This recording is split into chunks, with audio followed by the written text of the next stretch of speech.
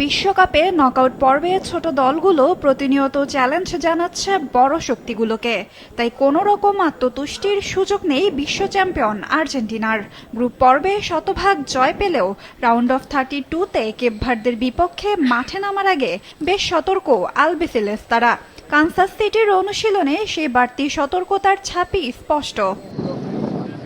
তবে গুরুত্বপূর্ণ এই ম্যাচের আগে আর্জেন্টিনা দলে বড় স্বস্তি। চোট কাটিয়ে পূর্ণাঙ্গ অনুশীলনে ফিরেছেন রক্ষণভাগের মূল কাণ্ডারি ক্রিস্টিয়ান রোমেরো।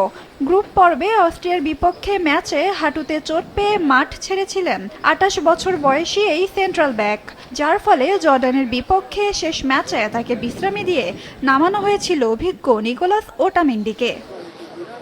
নকআউটের লড়াইয়ে আর কোনো পরীক্ষা নিরীক্ষা নয়। জর্ডানের বিপক্ষে বেঞ্চের শক্তি পরখ করলেও কেপ ভার্দের বিপক্ষে পূর্ণ শক্তির দল নিয়েই মাঠে নামতে পারে মাস্টারমাইন্ড লিওনেল স্কালোনির দল।